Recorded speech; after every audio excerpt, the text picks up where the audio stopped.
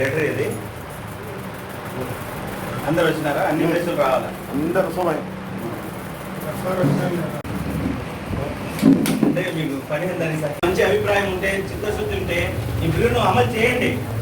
ఇది చేయలేక ఇప్పుడు మళ్ళీ ఎందుకు ప్రవేశపెట్టారంటే కేవలము ఈ ఏదైతే ఎలక్షన్స్ నడుస్తున్నాయో ఈ ఎలక్షన్స్లో వాళ్ళకి తెలుసు అనమాట, ఎన్డీఏ కూటమికి వాళ్ళకు కావాల్సినన్ని ఓట్లు లేవు అక్కడ పార్లమెంట్లో, బిల్లు నెక్కదని తెలుసు. అయినా ఎందుకు పెట్టారంటే ఈ బిల్లును, డీలిమిటేషన్ బిల్లును మహిళా బిల్లుతో ఆడ ప్రజలకు మభ్యపెట్టి మీడియా ద్వారా మరియు పార్లమెంట్లో మభ్యపెట్టి ఇది ఎట్లా నెగ్గకపోతే దీన్ని మొత్తము కాంగ్రెస్ను మరియు ఇండియా కూటమికి దానికి చెడ్డ పేరు వచ్చే విధంగా ఎలక్షన్స్లో వాడుకుందామనే ఒక పెద్ద కుట్ర పడుతున్నారు.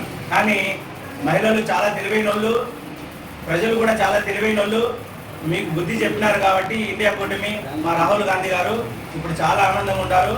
మేము అంటున్నాము ఇక్కడ ఇంకొక దురంకారం ఉంది, మగా దురంకారం.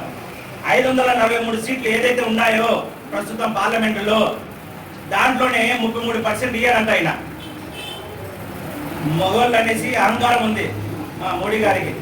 ఆయన సీట్ ఖాళీ చేయరు, వాళ్ళ పార్టీలో ఉండే వాళ్ళు ఖాళీ చేయరు. దాంట్లో 33% రిజర్వేషన్ ఇవ్వకుండా 850 సీట్లు పెంచి కొత్త సీట్లు వేసి ఆడు కూర్చోబెడతారంట. 33% ఉండే దాంట్లో ఇవ్వయ్యా, మళ్ళీ సెన్సెక్స్ ఇచ్చిన తర్వాత డీలిమిటేషన్ అయిన తర్వాత మళ్ళీ ఎంతమంది సీట్లు వస్తారో దాంట్లో కూడా ఇవ్వు.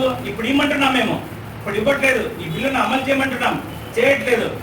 డీలిమిటేషన్ బిల్లును మహిళా బిల్లుగా తీసుకొని వచ్చి అక్కడ జనాలను మభ్యపెట్టి మీడియా ప్రాతిపద్యంగా ఈ విధంగా చేయడము చాలా దుర్మార్గము. దీనికి సపోర్ట్ చేసిన వైసీపీ, టీడీపీ, జనసేన సిగ్గుతో తల వంచుకోవాలి. మీరు దక్షిణ రాష్ట్రాల పట్ల మీరు కొంచెం కూడా చిత్తశుద్ధితో లేరని ఈ ప్రజలు గమనించాలని ప్రజలకు తెలియజేస్తున్నాను.